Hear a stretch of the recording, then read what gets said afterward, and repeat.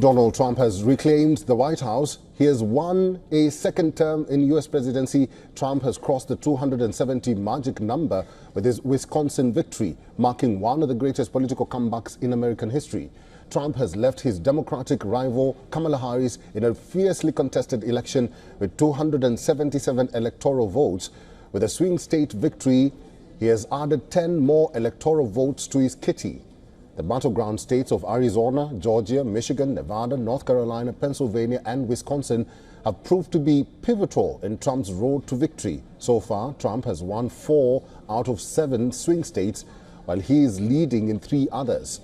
The biggest turnaround for Trump has been Pennsylvania, one of the key battleground states. Trump has claimed Pennsylvania's 19 electoral votes, reversing the state's previous alignment with Democrat Joe Biden, who had wrested it from Trump's grasp in 2016 while reclaiming the blue wall.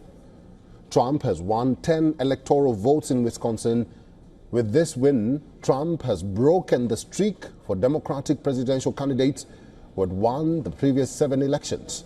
In 2020, President Joe Biden flipped Wisconsin back to blue by less than a point after Trump narrowly won the state in 2016. Another key takeaway was Trump's flip in Georgia. Trump has won the hotly contested battleground state and its 16 electoral college votes. Trump secured 50.9% of the votes, while Harris took 48.4%.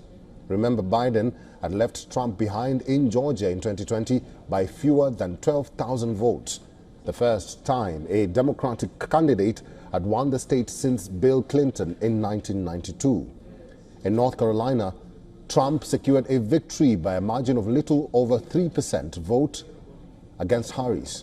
Back in 2020, Trump edged out Biden in the state in 2020 by over 1 point. As the counting of votes is underway in 3 swing states, trends suggest Trump in the lead in Nevada, Arizona and Michigan. If Trump eventually manages to win all 7 swing states and seats, it will mean a huge upset because the Democrats had won 6 of them last time.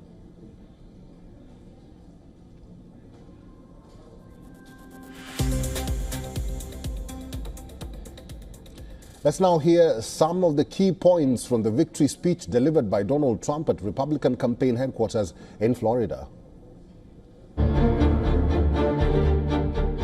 This was a movement like nobody's ever seen before. And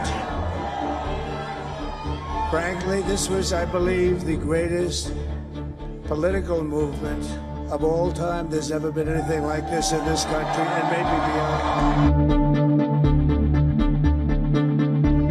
They came from all corners, union, non-union, African American, Hispanic American, Asian American, Arab American, Muslim American. We had everybody, and it was beautiful. It was a historic realignment.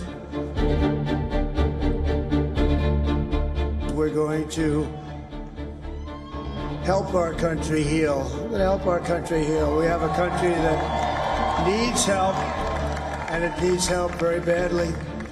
We're going to fix our borders. We're going to fix everything about our country. And we made history for a reason tonight, and the reason is going to be just that. We're going to be paying down debt. We're going to be reducing taxes. We can do things that nobody else can do. Nobody else is going to be able to do it. China doesn't have what we have. Nobody has what we have. But we have the greatest people also. Maybe that's the most important thing. Many people have told me that God spared my life for a reason.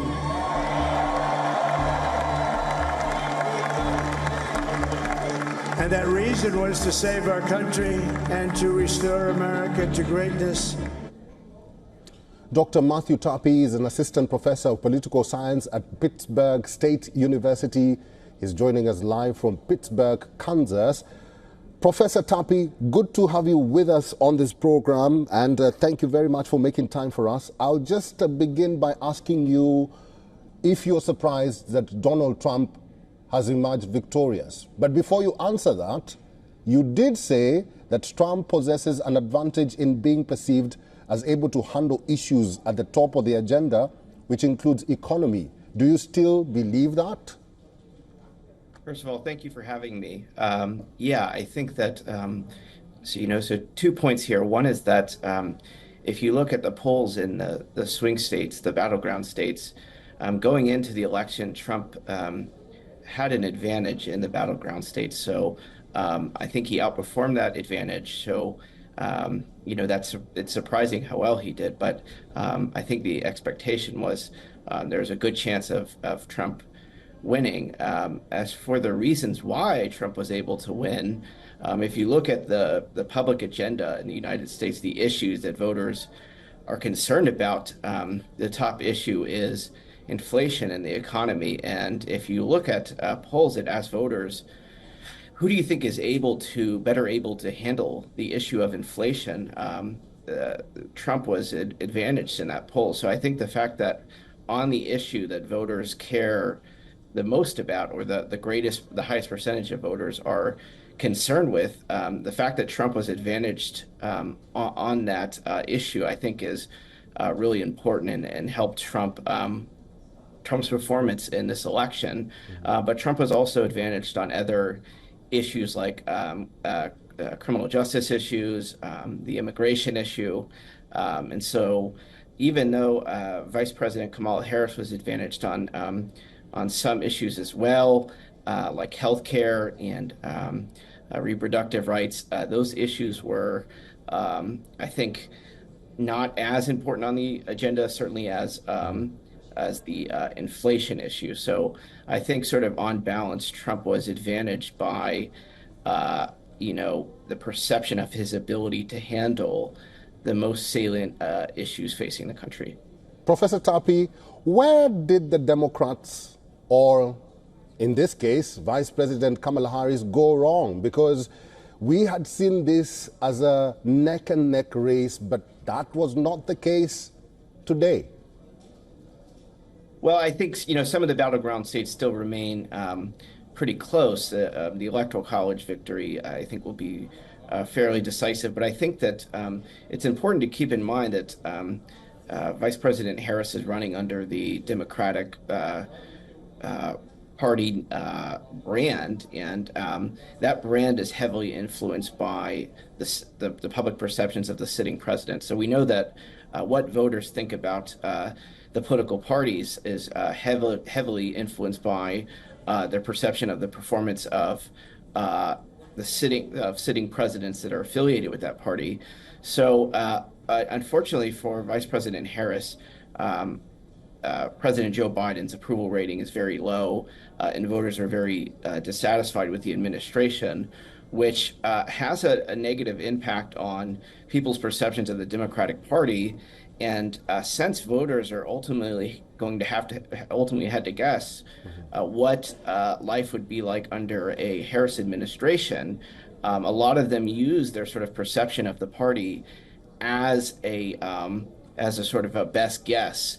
And I think Vice President Harris, was able to improve on the Democrats' chances relative to President Joe Biden, but I think it was just very difficult to overcome, the situation that Vice President Harris inherited, which is an unpopular administration that she is associated with. She's the vice president, and she's running under the party label of the party that the sitting president is associated with. And I don't think she was able to distance herself enough from the administration in terms of substantive policies to convey to voters why a Harris administration would be better than a Biden administration in dealing with the issues that voters were concerned with.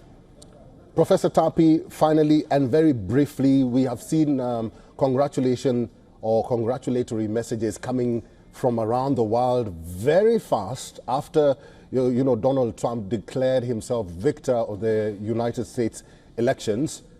Is the optimism justified, or is it too early to tell?